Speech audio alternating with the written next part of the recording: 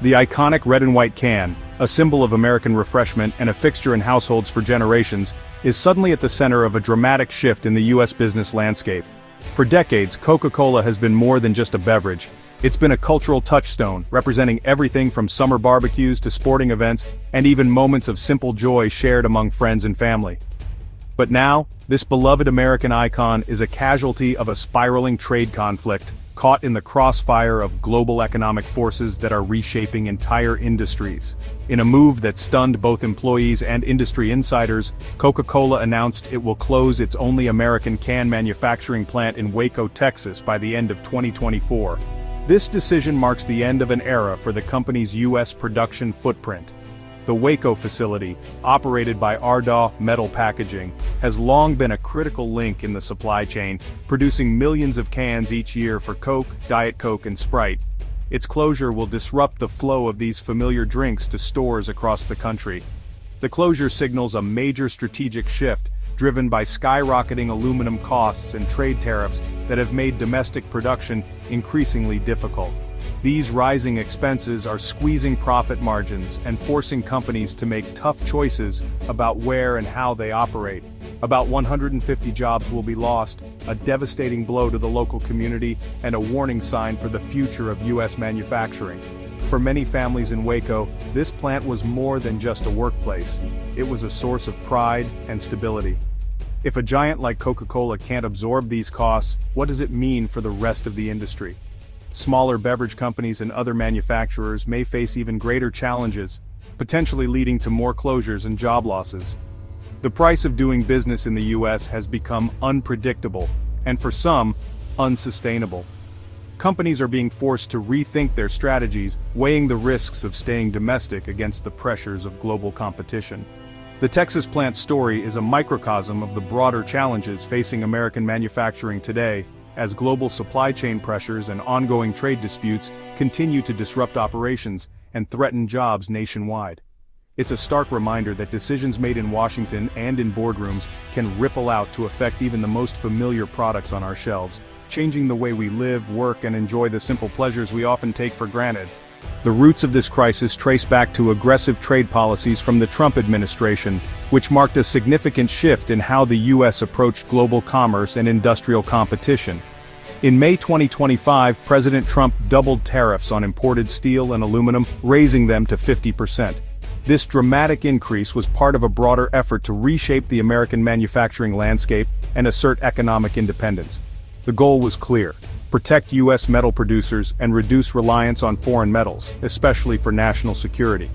The administration argued that a strong domestic metals industry was vital for defense and infrastructure. Earlier tariffs had already targeted goods from China, Canada, and Mexico, signaling a tough stance on trade partners and a willingness to disrupt established supply chains. While intended to boost domestic production, these tariffs drove up costs for manufacturers who rely on steel and aluminum. Many American companies suddenly faced higher expenses for essential materials, squeezing their profit margins. Food and beverage companies, operating on thin margins, were hit especially hard by the 50% aluminum tariff. For these businesses, even a small increase in material costs can have a big impact on their bottom line. Canada, America's top aluminum supplier, was directly impacted, disrupting supply chains that had been stable for decades and creating uncertainty for both American and Canadian businesses. Companies like Coca-Cola now face a much more expensive reality for their most critical packaging material. The cost of aluminum cans has surged, forcing companies to rethink pricing, sourcing, and even product availability. The policy created a wall around the U.S. market, forcing tough choices for American manufacturers. Many are now weighing whether to absorb higher costs, pass them on to consumers, or cut back on production, decisions that could reshape entire industries. The 50% tariffs caused a dramatic spike in U.S. aluminum prices. Even domestic aluminum became more expensive, as local producers no longer faced foreign competition. American companies were trapped, paying high prices no matter where they sourced their metal. For Coca-Cola, which uses billions of cans a year, this was a fundamental threat to its business model. The Can Manufacturers Institute warned that tariffs would punish the biggest aluminum consumers and drive up costs across the supply chain. The U.S. simply doesn't have enough domestic can sheet capacity to meet demand. Companies like Conagra had to import packaging and pay the tariff premium, costs that trickled down to consumers. Executives faced a no-win situation: absorb costs or raise prices. The soaring cost of aluminum, fueled by tariffs, forced Coca-Cola to rethink its reliance on the classic can. As tariffs drove up costs, a new competitor for aluminum emerged: the electric vehicle industry. EV makers need lightweight materials, and aluminum is essential for battery casings, frames, and more. This surge in demand strained global aluminum supplies, pitting beverage companies against automotive giants. The EV industry, with higher profit margins, can pay more for aluminum, driving prices even higher. Beverage companies, with thinner margins, struggled to keep up. The timing was brutal. Tariffs made aluminum pricier, and the EV boom made it scarcer. The result: the cost of a simple soda can soared to unsustainable levels. Companies are now forced to innovate, use less aluminum, or shift to alternative packaging. Facing tariffs and fierce competition for aluminum, Coca-Cola decided to close its Waco, Texas plant. About 150 jobs will be lost, a major blow to the community. The company is shifting away from aluminum cans toward plastic bottles, which are cheaper and more stable in price. This move is controversial given concerns about plastic waste, but it's a financial necessity. Coca-Cola is also exploring sourcing cans from abroad, redesigning cans to use less metal, and promoting plastic-packaged products. The Waco closure is the most dramatic sign of this strategic pivot. The Texas plant, once vital, became a financial liability in the new era of trade wars. It's a clear example of how protectionist policies can backfire, leading to job losses and industry retreats. Coca-Cola isn't alone. Its rivals face the same pressures. PepsiCo is grappling with high aluminum costs for drinks and steel for food cans, weighing price hikes and supply chain changes. Campbell's Soup, iconic for its steel cans, is especially vulnerable, with tariffs threatening its bottom line and exposing it to Canadian retaliation. Brown-Forman, maker of Jack Daniels, has suffered from international boycotts and lost sales due to retaliatory tariffs. Tyson Foods, General Mills, and Mondelez are all bracing for impact, with some developing contingency plans for exports.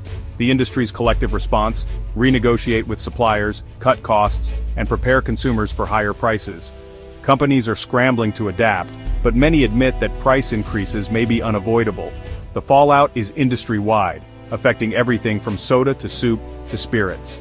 The U.S. metal tariffs triggered swift retaliation from trading partners, setting off a chain reaction that rippled through the global economy.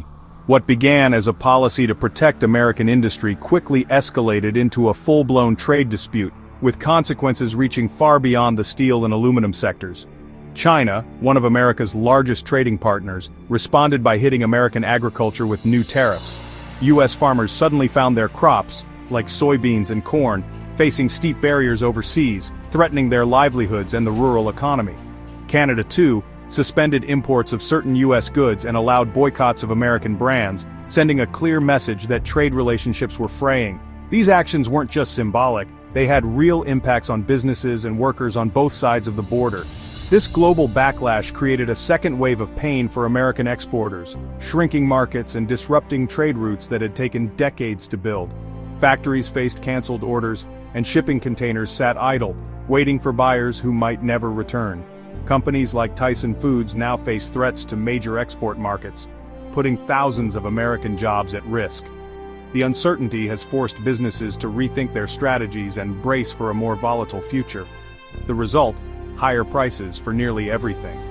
From cars and homes to appliances and especially canned goods, the cost of everyday items has climbed, squeezing family budgets and making it harder for many to make ends meet. Economists warn that metal tariffs will ripple through every sector, raising costs for families and businesses alike. The effects are not just immediate, but could linger for years, shaping the economic landscape for a generation. The closure of Coca-Cola's Texas plant is a symbol of this broader economic reality. A once thriving facility now silent, its workers left searching for new opportunities in a changing world. Trade policies meant to protect one industry have unleashed negative consequences across others, disrupting supply chains and leaving many businesses struggling to adapt. Ultimately, American consumers will pay the price, at the checkout and in fewer choices on store shelves. The impact is felt in every household every time a purchase is made. The future of the U.S. food and beverage industry depends on adapting to this new landscape of higher costs and global uncertainty. Navigating these challenges will require innovation, resilience, and a willingness to rethink how America does business with the world.